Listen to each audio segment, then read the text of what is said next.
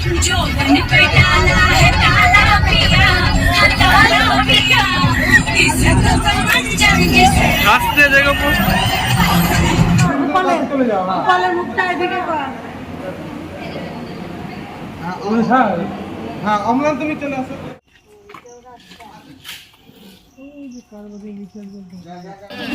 কি সাবধানে নামাতে হবে।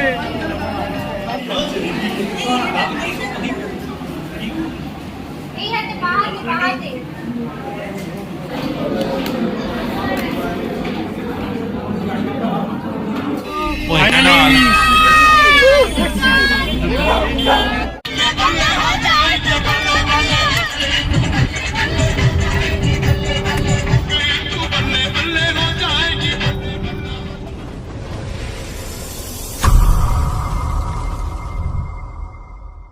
হ্যালো ফ্রেন্ড, আমি অঙ্কুশ চলে এসেছি আবার একটা নতুন ব্লগ নিয়ে।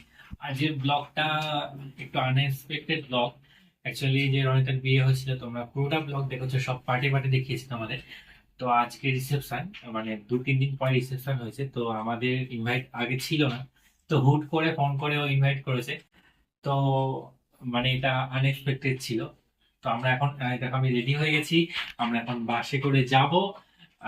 তো 4টের সময় বাসে টাইম দিয়েছে, আমি মোটামুটি 4টে বেজে গেছে, আমি লেটই করে ফেলেছি। তো এখন আমি যাব, তো তারপর কি হচ্ছে না হচ্ছে বলে তোমাদের সাথে শেয়ার করবো। তো সঙ্গে থাকো দেখো। তো এই দেখো বাসের কাছে চলে এসেছি। মানে এর আগে অনিতাদের বাড়ি থেকে কিছু তত্ত্ব নিয়ে এসেছিলাম। মানে ওর মা বললো আগে বাড়িতে চলে যেতে, ওখানে গেছিলাম এবং ওখান থেকে কিছু তত্ত্ব নিয়ে বাসে চলে এলাম এবং বাসে এসে বসে আছি। 4টের সময় বাসে এসে বসলাম, প্রায় 1 ঘন্টা বসেছিলাম, কারণ সবাই আসছিল। তারপরে মানে আগে থেকে না গেলে সিটটা পেতাম না। দেখো গোপালটাকেও নিয়ে যাচ্ছি তত্ত্ব হিসাবে, অনেক তত্ত্ব গেছিলো এবং এরই মধ্যে আবার বৃষ্টিও শুরু হয়ে গেছিলো বাসে। তো সেই জন্য আসতে সবার লেট হচ্ছিল, সবাই জায়গা ধরছিল, মানে জায়গা পাবেন এরকম। দেখো কেমন বৃষ্টি হচ্ছে এবং যারা যারা আসতে পারছিল না তারা ছাতা ফাতা নিয়ে অনেক কিছু মানে অনেক সমস্যা করে এলো এবং তারপরে ফাইনালি বাসটা ছেড়ে দিল।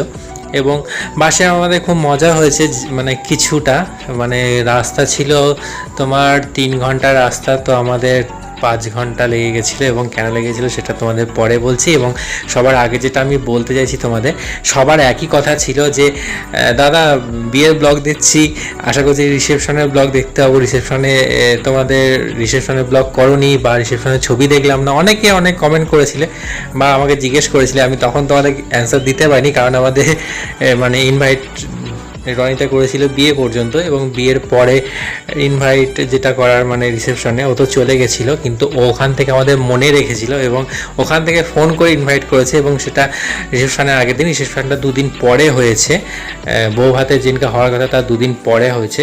তো আমি তোমাদের পরে কথাগুলো বলছি, আগে তোমরা এখন বাসের মধ্যে নাচটা দেখে না আমরা কীভাবে এনজয় করতে করতে গেছি।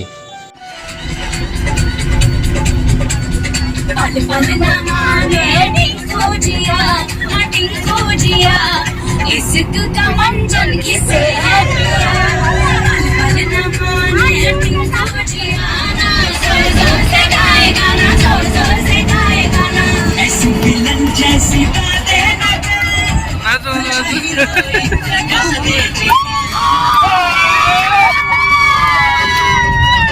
जो मन पे डाला है ताला पिया ताला पिया इसको समझ जाएंगे আসতে দেখো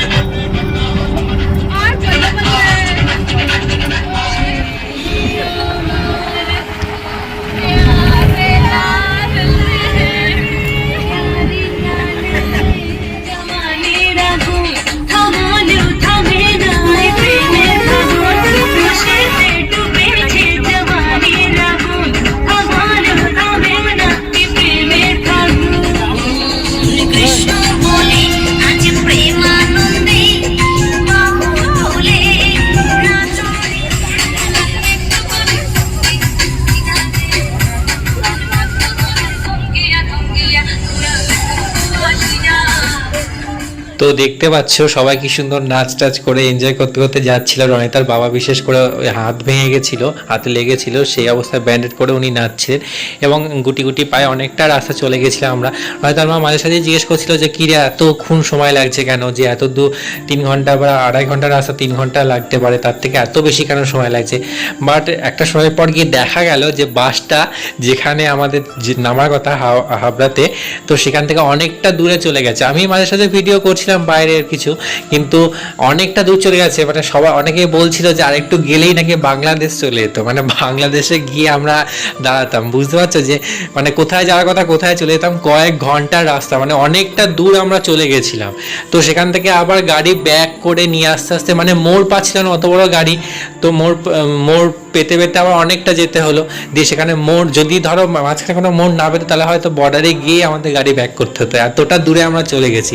তো ওখান থেকে কোনো রকমের গাড়িটা ব্যাক করে নিয়ে এসে অবশেষে বিয়ের বাড়িটা পাওয়া গেল এবং সেটা 5 ঘন্টা প্রায় কাছাকাছি চলে গেছে। প্রায় রাত 9:30 নাগাদ আমরা গিয়ে ওখানে পৌঁছেছি, বিয়ে বাড়িটা পেলাম। এবং আমার তো খুবই শরীর খারাপ করছিল, বাসে এমনিতে আমি জার্নি করতে পারি না, তাও আমি রনিতার রিসেপশন বলে গেছিলাম এবং লাস্টের দিকে আমি জানলার ধারে বসেছি।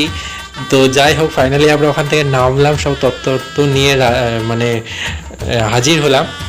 আমরা ওখানে একটু আগেই যাচ্ছিলাম, রনিতার সাথে একটু কথাবার্তা বলবো, সবাই গিয়ে একটু বসবো, কিন্তু সেটা কপালে আর হলো না বাসওয়ালার জন্য, বা মানে বাসওয়ালার জন্যই বলবো, কারণ ওনাকে রোডটা অবশ্যই চেনা দরকার ছিল। যখন হাবড়া পেরিয়েছে তখন ওনার সজাগ থাকা উচিত ছিল।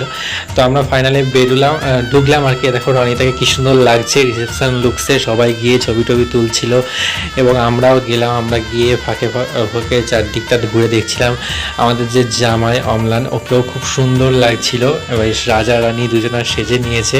তো এই ফাঁকে আমি একটু ভিডিও করে নিচ্ছিলাম। সবাই যারা গেছে সবাই ওইটুকু সময়, আর সময় নেই, ধরো আমরা প্রায় 9:30টায় গেছি, আমাদের আবার ফিরতে হবে, তার মধ্যে খেতে হবে এবং সবার সাথে কথা বলতে বলতে কী হবে যে সময়টা কেটে গেলো বুঝতেই পারলাম না। দেখো এখানে অনেক স্টল দিয়েছিল, ফুচকা, পকোড়া ছিল, কফি ছিল আর লস্যি ছিল। এদের লস্যিটা মানে অম্লানের লস্যিটা খুব হালকা ছিল। তারই মাঝখানে একটু ছবি তুলে নিলাম। আর এই দেখো এখানে কত তত্ত্ব গেছে, মিষ্টি, তারপরে অনেক কিছু তত্ত্ব গেছে, তোমাদের একটা একটা করে দেখতে পাচ্ছ। এবং সবচেয়ে বড় তত্ত্বের মধ্যে সবচেয়ে বড় তত্ত্ব হচ্ছে গোপাল। দেখো কি সুন্দর একটা গোপাল গেছে, গোপালটাকে গিফট করা হয়েছে, পরে দেখাবো তোমাদের গোপালটা কাকে গিফট করা হয়েছে। তো এই দেখো এখানে সব রকমের তত্ত্ব আছে। এখানে আবার ওদের বিবাহ যেদিনকে বিয়ের ডেটটাকে একটা ক্যালেন্ডার মতো করে করা আছে। তো এরই ফাঁকে আমরা ছবি তুলে নিচ্ছিলাম এবং সবাই ছবি তুলে নিচ্ছিল। তো যেটা তোমাদের বলছিলাম যে রনিতা ওখানে শ্বশুরবাড়িতে গিয়েও মনে রেখেছিল যে আমাদের ইনভাইট করা হয়নি, তার জন্য ওখান থেকে রিসেপশনে ইনভাইট করেছিল। তো সত্যিই খুব ভালো লাগলো যে আমাদের মনে রেখেছে ওখানে যাওয়ার পর। অ্যাকচুয়ালি বিয়ের পরে সবাই ব্যস্ত হয়ে যায়, এত কিছু মনে রাখার কথা নয়। তো যাই হোক, সবাই যে কথা বলছিল যে রিসেপশনে যাবে না, রিসেপশনে ব্লগ করবে না, তো সবাইকে দেখাতে পাচ্ছি। তো আমিও খুব খুশি এবং আমি গিয়েও খুব খুশি হয়েছি।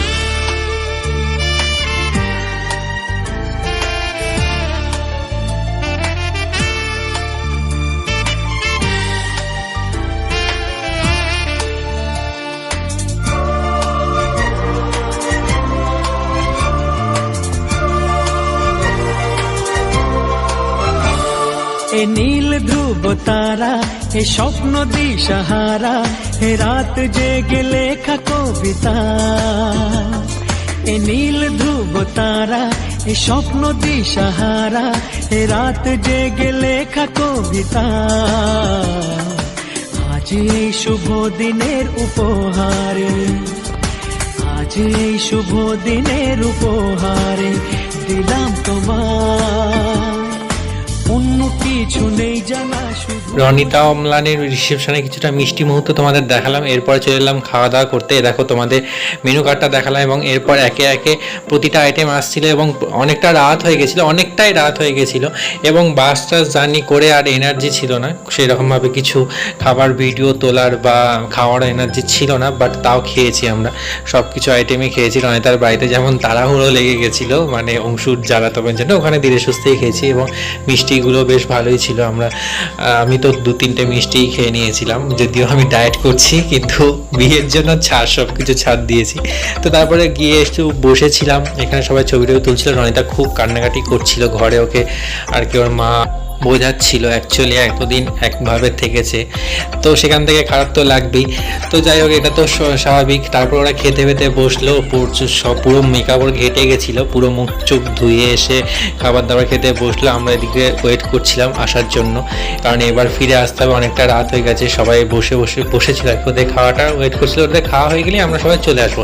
এরই মধ্যে সবাই হুজুগ তুললো যে ওদের বাইরে দেখে আসি। তো আমরা ভাবলাম যে যাই, আমরাও ঘুরে আসি, কারণ আর তো এদিকে আসা হবে কি হবে না যাই না কোনোদিন। তো তার মধ্যেই দেখো আমরা যাচ্ছি রাস্তার ধার ধরে, মানে বিয়ের বাড়ি থেকে বাড়িটা একটু দূর আছে। দেখো এটা হচ্ছে রনিতার বাড়ির গলি, এখান দিয়ে ঢুকে গিয়ে দেখো এটা হচ্ছে বাড়ির সামনেটা খুব সুন্দর একটা গেট করেছিল।